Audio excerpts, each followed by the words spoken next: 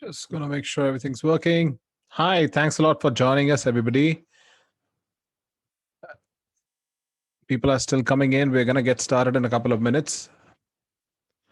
So please stick around. And of course, feel free to go and grab a coffee or any other drink you may please, so that you can sit back and enjoy all the good information we have for you. Hey there, how are you?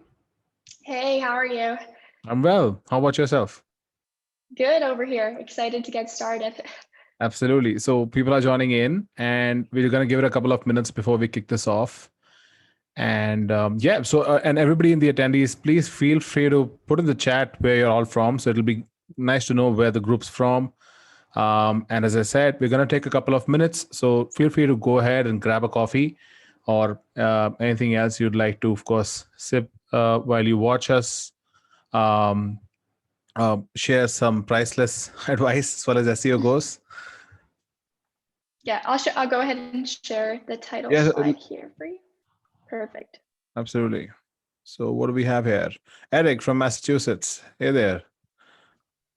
And please, as everybody continues to put stuff in the chat, remember to put it up for panelists as well as attendees so that everybody can see. Of course, if you're trying to talk to us directly, feel free to send it to us alone. We still have folks coming in. We have a big set of registrations for this one. Although SEO is a topic that I thought people would be tired of, but I think that's that's the next big thing. In my opinion, I'm going to talk a little bit more about why we covered this topic and why we think it's the next big thing. I'm sure, Olivia, you have some amazing stuff to share with us. Yeah, definitely. But yeah, let's just give it another couple of minutes and we can kick it off.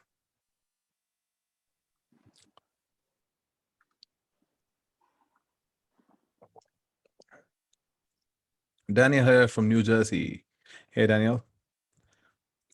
Oh, we got neighbors, Ashley and Daniel. Good, both of them from New Jersey. Yes, Smart Sites team. Okay.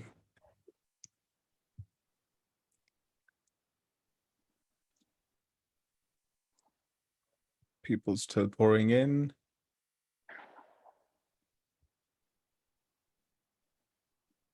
So we're going to do a Q&A at the end, just for everybody who's already joined us. But feel free to ask questions in the Q&A section as we continue to talk. If your question or query is relevant to what we're talking about at that moment, I'll definitely interrupt Olivia because she's going to do the lion's share of the talking today. And we are happy to answer absolutely anything that you can think of, as far as it's e-commerce related, of course. Just another minute and we'll kick this off. For everybody who's just joined us, please feel free to put where you're from in the chat window. We'll get started in another minute. We're just waiting for all of the attendees to join us.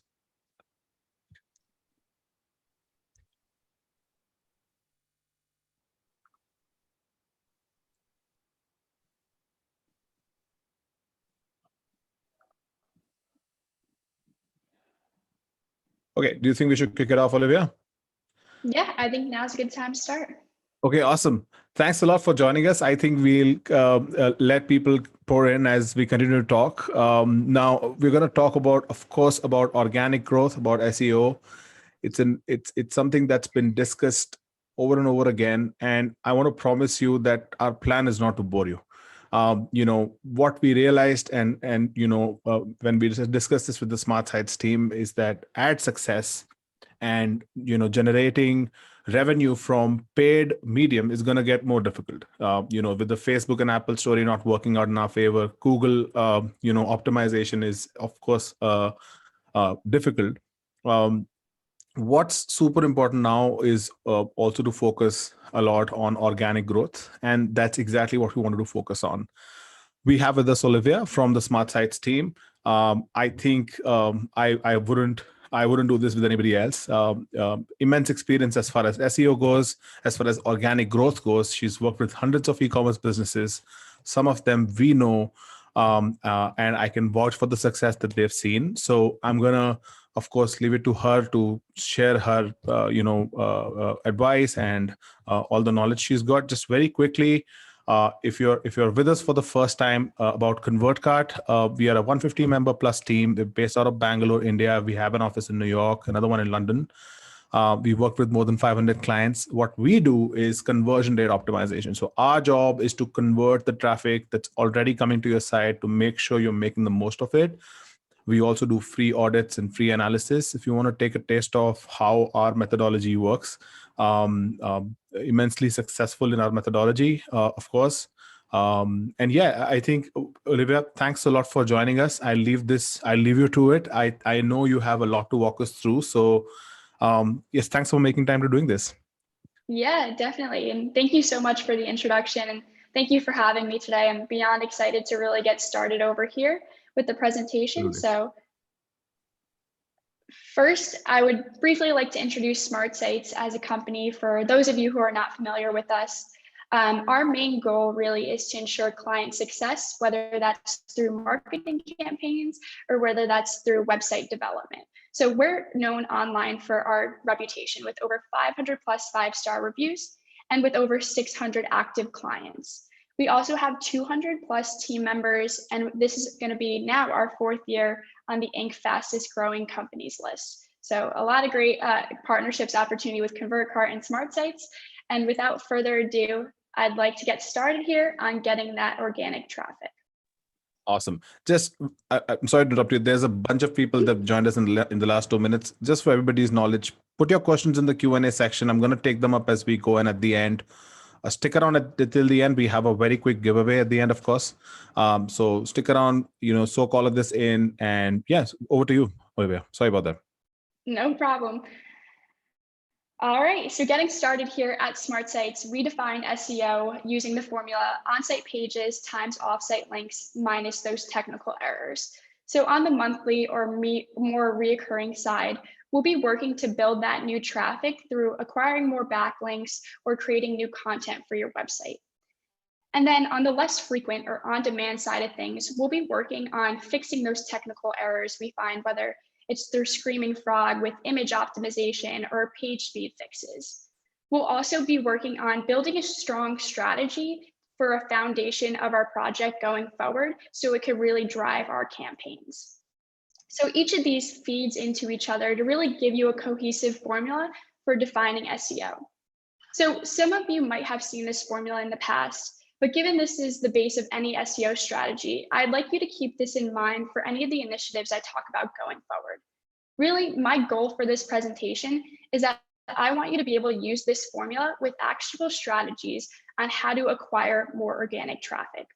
So with that being said, let me go ahead and jump into the 4 top strategies I'd love to talk about today.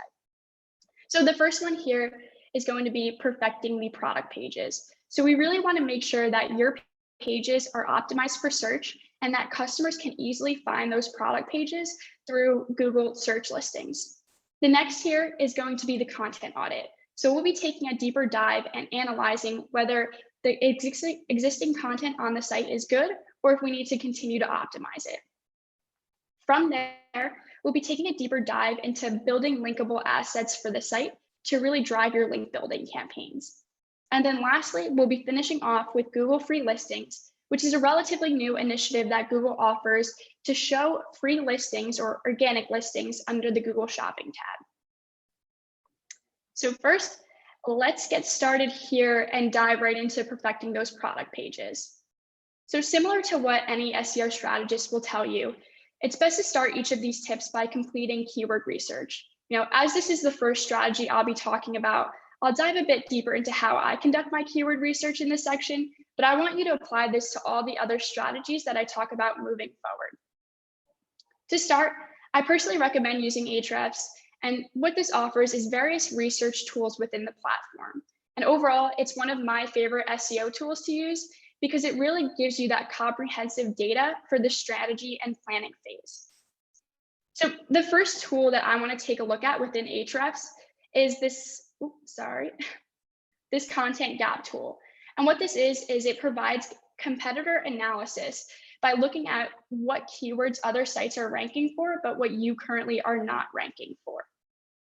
This tool will allow you to select competitors. So start thinking about direct, indirect, anyone you'd like to compare against each other to really export that data.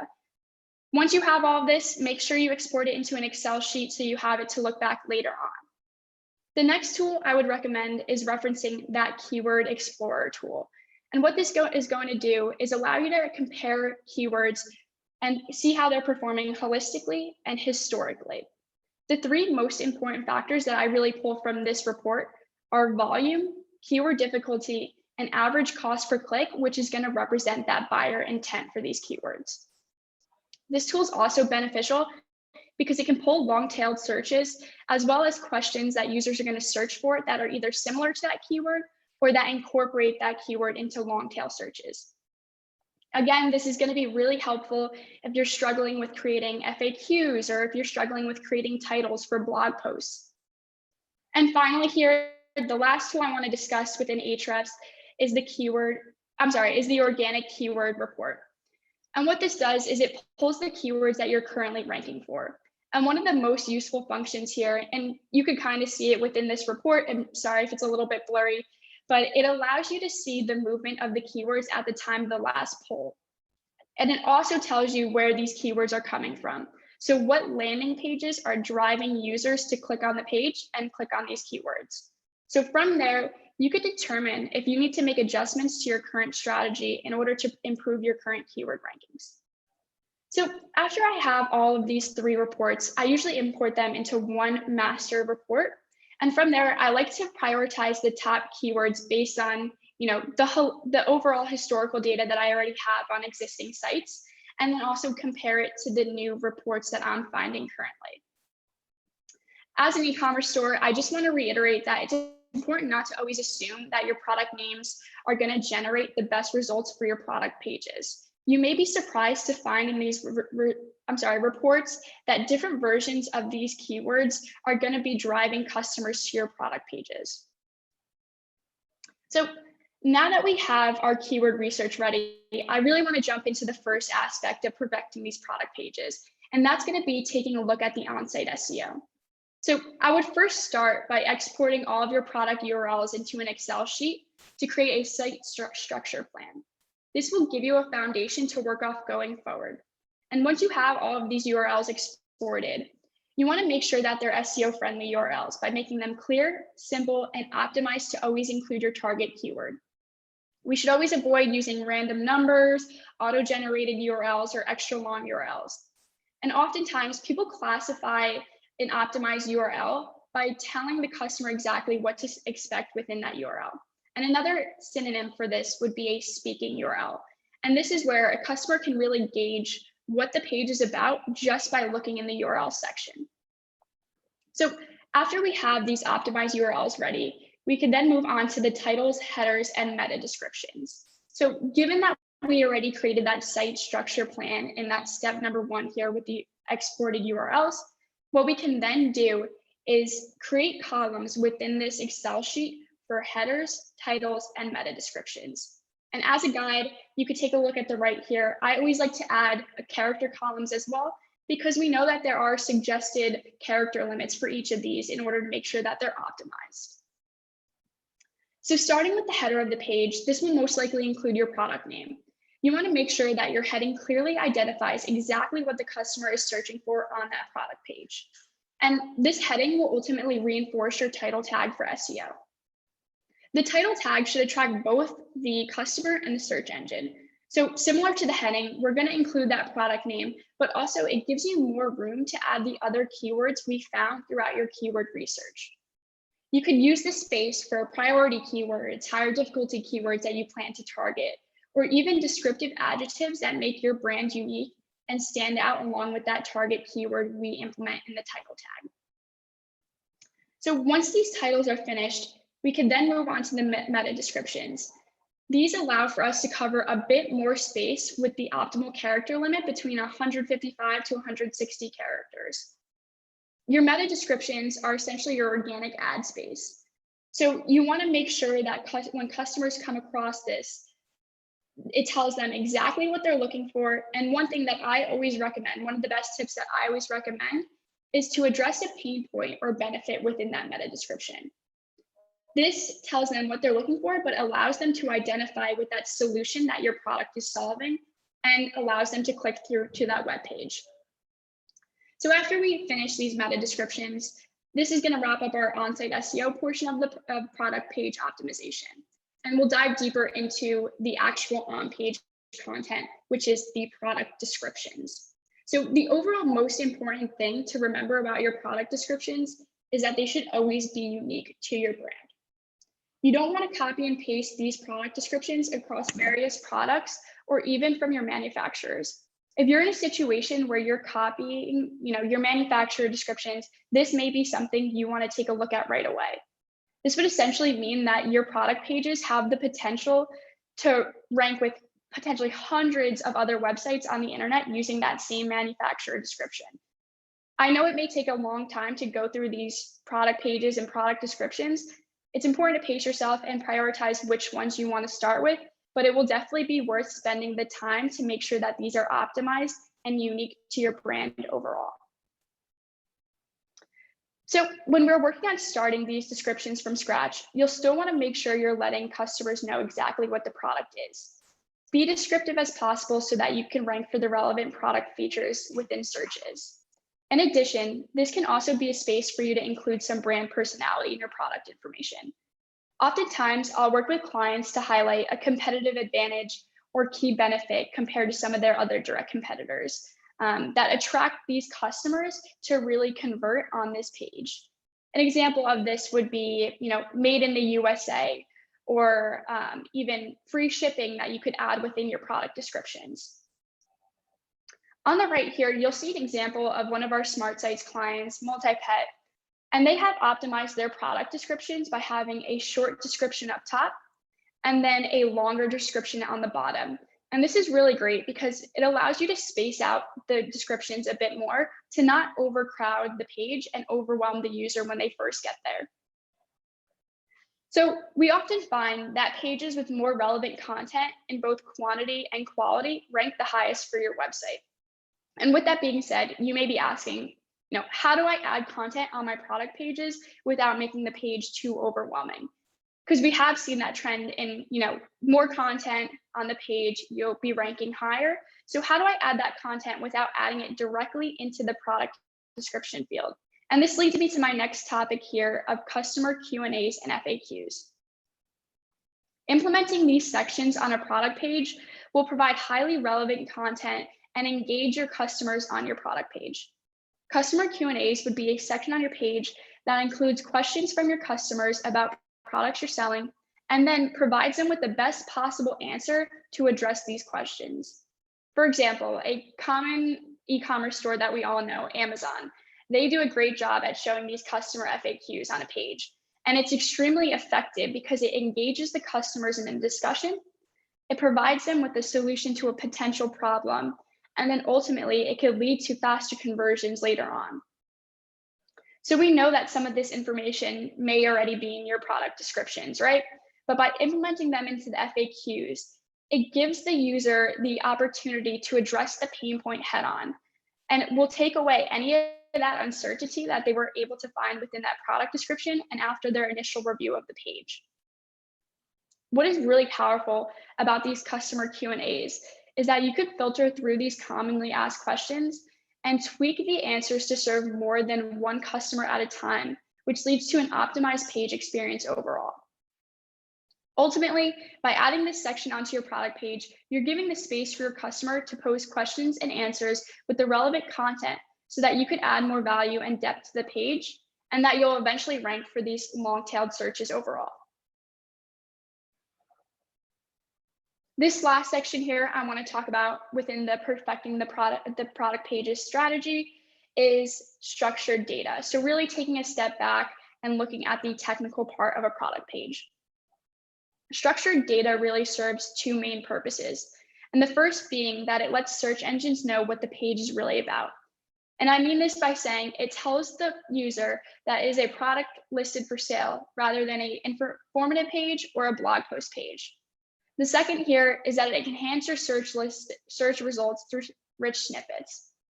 So we know that there are different types of structured data, including product schema, review and rating schema, price schema, product availability schema, and video schema that you could implement on one page.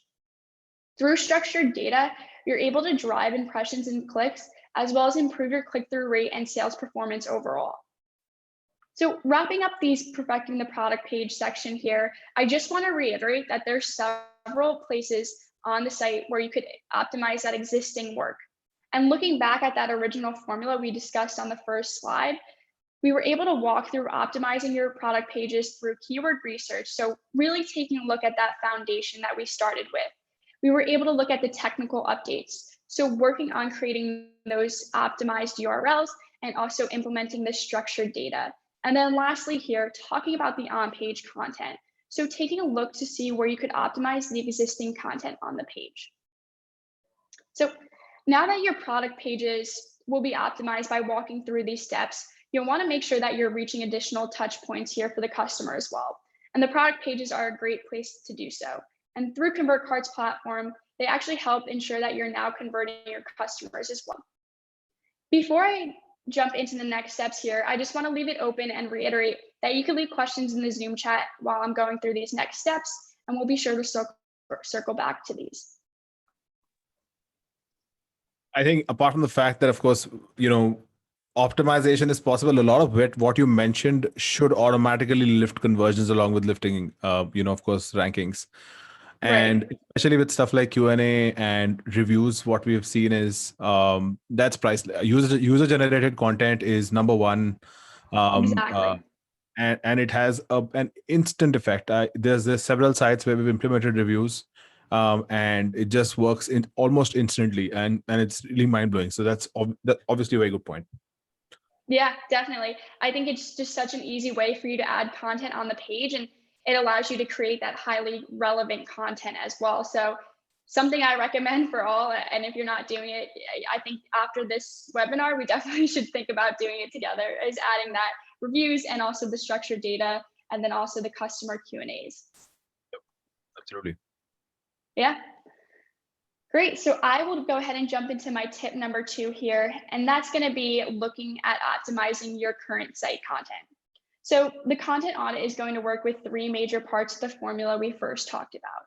The first is going to be on-site SEO, which is taking a look at the content that's on the actual page. The next is going to be the off-site SEO. So we're going to determine if these pages have enough relevant backlinks or if there just are no backlinks at all. And then the next is your overall strategy. So we're going to be utilizing that keyword research that we built for that foundation, and then also take a look at the site performance to really drive this content audit. So the primary goal of the content audit is to make sure that Google is crawling your best pages and most informative pages for your customers. We will determine what is ranking versus not ranking, and we could use tools such as Ahrefs, or I know other people have used Screaming Frog in the past.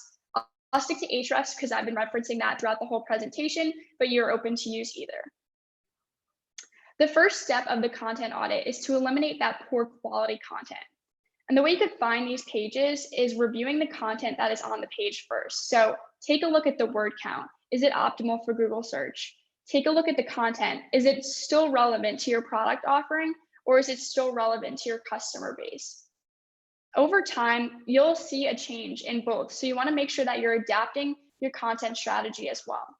You'll find that some of the older posts that you created when you were just starting out may no longer be relevant to your website anymore.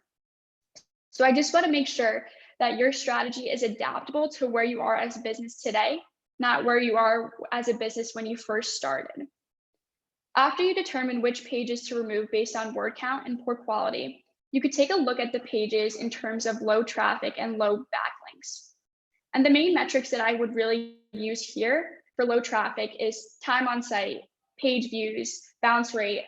You can pull all of this from Google Analytics, but then I would also pull a report from Ahrefs to determine your top pages by links, and then filter it backwards to take a look at that low backlink count.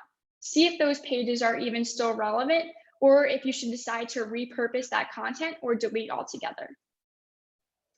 So that next step after we completed step 2 is going to be looking at where we can optimize and update the titles, headers, and meta descriptions to fit your new keyword research strategy that we started with in the beginning.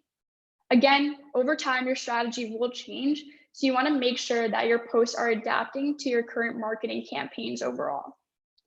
Once this on-site SEO is taken care of, see if you need to update the content, and this will be your final step, really. So we'll figure out if we need to refresh the content overall on the remaining pages, or if you should combine the pages to make better informative pages for your customers. Also, make the word count count. I just want to reiterate that over time, we've been seeing a trend that articles within the 1,000 to 2,000 word count range have been performing better overall because of the quantity and the quality of the content on the pages. If you could combine some past few articles to create a great cornerstone piece or even a very useful buying guide, you'll just see this perform better over time for your customers. All right, so now that we kind of covered the on-site SEO portion here, touching upon optimizing that existing content, I want to shift gears to talk about off-site SEO. And by this, I'm referring to linkable assets. So we can use this content audit to help you with creating better pages to include in your link building strategy. And creating linkable assets on the website is one of the best ways to have your websites and links stand out when you perform your outreach for your link building campaign. You're ensuring that your content is enticing for websites to link back to your store overall. So we could start off again by using Ahrefs to determine your top performing pages to see if you're not performing for a specific page that you really wanted to make sure was optimized. Then we'll utilize these pages to create valuable assets or content to make sure these pages stand out throughout your outreach process. Some successful examples of linkable assets that I've worked on in the past include buying guides, buying resources, tools and widgets, case studies, podcasts, and more. And just jumping into a few specific examples here, it would be, let's say, a buying guide for Black Friday. So really telling your customers what your top products are going to be and what your top deals are going to be for Black Friday. I've also worked with a client on creating a pricing calculator for custom patio covers that he was selling. And this is another great tool to use in your outreach process to say, hey, we actually sell custom covers and all you have to do is use this simple calculator and we'll plug it in right for you. So the more assets you have to share, it typically will result in making that outreach process much easier for you. And in addition to creating these assets, these also help with strategies like guest blogs because you already have these resources readily available at your fingertips. Linkable assets are really just a great way to connect with websites you're reaching out to. You want to show that you're not performing spammy outreach practices. After all, you're human, the person you're reaching out to is human, and you want to make sure that you're connecting over informative resources and adding that value proposition to your process. So since we're all e-commerce or mostly all e-commerce stores here, one specific linkable asset I wanted to talk about here were discount codes. So if you offer discount codes to a specific group of customers, whether it be teachers, students, veterans, essential workers, whatever it may be, you could build a page with content focusing on that discount program. And as soon as you have that page ready, do some research and see if there's any specific websites that will allow you to share this discount program on their specific page with the specific customer group you're targeting. You'll see that as long as you honor this discount program, it's going to be a great link building technique for your store and a way to overall increase your sales to your e-commerce store. Alternatively, you could publish a discount code with a timer set and create content, whether it be on your blog or social media. And by creating this sense of urgency for these promotions or discounts, it could create a buzz for your products overall. So ultimately, there's a number of strategies to use for your link building campaign, but I believe with starting with a strong base by creating these linkable assets will help you immensely in the future because they'll be so readily available to you. So jumping into my last and final tip for today, I'd like to discuss something relatively new. And I say relatively new because it's 2020 new, and this will be Google free listings. So at the start of the pandemic last year, Google announced that they would be offering pretty much Google Shopping for Google free listings, which meant another opportunity for you to show off your products. If you take a look at this top computer screen on the slide to the right, you'll see that the box highlighted in yellow is what a Google free listing would look like. The top row is going to be the paid ads under Google Shopping, and then that bottom row is going to be any Google Shopping free listings. So if you're already running a shopping ad, this will be fairly easy for you to set up because you already have that Merchant Center account. All you need to do is opt in for those free listings. However, if you're not currently enrolled, don't worry. There are several easy extensions on Shopify, Magento, WooCommerce that allow you to connect your product feed to a merchant account. And in fact, Google actually just recently announced on June 9th that WooCommerce stores will be able to integrate with Google in just a few clicks, and that's through Google Search, Shopping, Images, and YouTube. So ultimately, WooCommerce stores will be able to view Google free listing metrics and feeds without even leaving their dashboard or their backend. So if you're asking yourself, why should I enroll? What's the benefit of enrolling? The answer is fairly easy, and I'll just touch upon 3 main points here. So first and foremost, it's a completely free opportunity to get your products optimized on Google. There are no hidden fees or hidden charges for displaying your listings unless you're doing so through ads. Second is that within Google free listings, you can see a report to show impressions, clicks, and CTRs on Google. So it's another opportunity for you to grow your impressions and clicks overall for your products, but also to build up your brand awareness. And if we take a look at the right here, this is actually what a report would look like within the backend of Merchant Center for free listings. And lastly, this feature is still relatively new, as I said before, 2020 new. So you want to take advantage and get ahead of your competitors who may not be running these already. After all, Google's main goal is to show users the best possible result that they're searching for. So by offering these free listings, it's another visual opportunity for you to display your products on Google and show your customers what products are on the market and match their search. So you want to make sure that your product data and product pages are optimized so that when a customer clicks on the listing through Google Shopping, it takes them to an optimized product page and URL. So I know I talked a solid amount of time through this presentation, and I just want to say thank you again to Shekhar for having me. Given you guys will be applying these tips to acquire your organic traffic, it's also important to consider the next steps for converting that traffic. So I know ConvertCart offers their Engage product, and this will allow you to convert your newly acquired traffic by utilizing a tailored email strategy. And I'll really take a break here and let Shekhar take the mic, but I just wanted to say thank you again for ConvertCart to having me. And I look forward to hearing your questions if you guys have any. Awesome. This is a lot of information for 30 minutes, to be honest with you. This is, but Yes. that's awesome. I have a couple of questions. We also have Sure. questions coming in from the attendees. So please, everybody, you guys can put your questions in on chat or in the Q&A box, wherever you see, whatever is easy for you. The question that I had, Olivia, was at an average. I mean, I was doing this research the other day because we were working on our own SEO, and Google is averaging between 450 and 500 algorithm updates a year, which is insane, of Right. course. And I think one, so which do all of these. I mean, if you were to pick strategies which are, algorithm update proof or sort of foolproof in the way that you would not see a quick bump and then an update happens and then you come back down to zero, because I've seen a lot of Right. businesses being impacted because of that. So which of these would you pick that are sort of foolproof?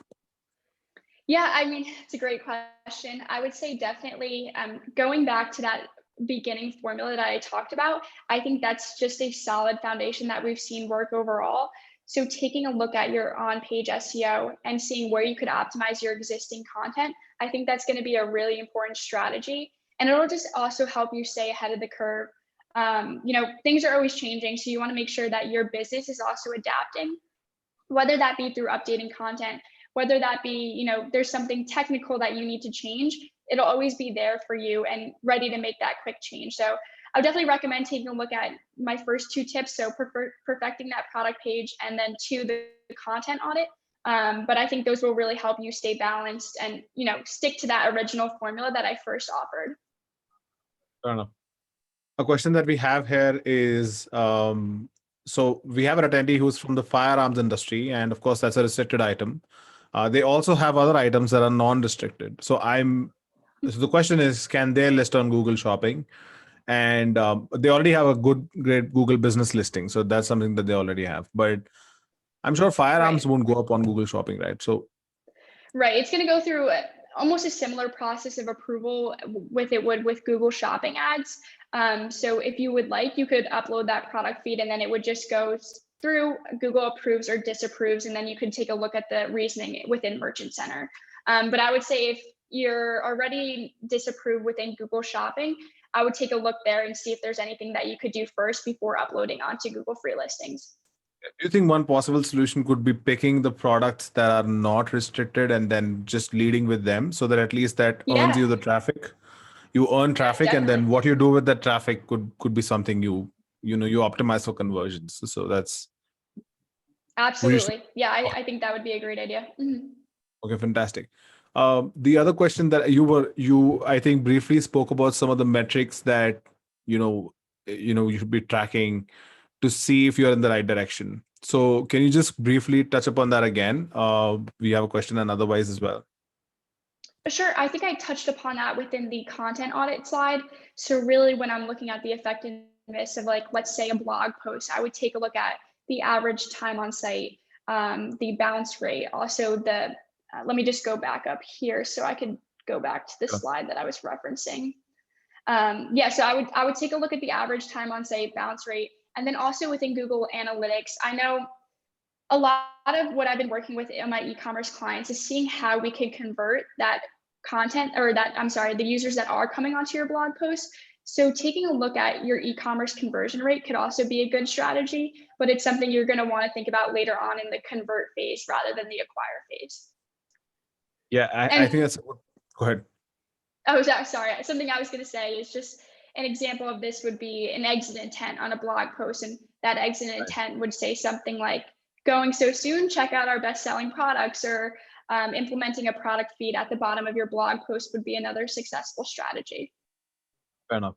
So I think that's good advice. In fact, for the clients that we've worked with, where we optimize for conversions, we've Mm-hmm. managed to use personalization and other stuff to increase time on site, and that has a direct Right. effect on SEO because it sends the right signals to Google. So if Google is sending the end of the day, if Google is sending traffic to your site, they want you to give that traffic what it wants, and the only way for Google to measure whether you're able to do that or not is time on site.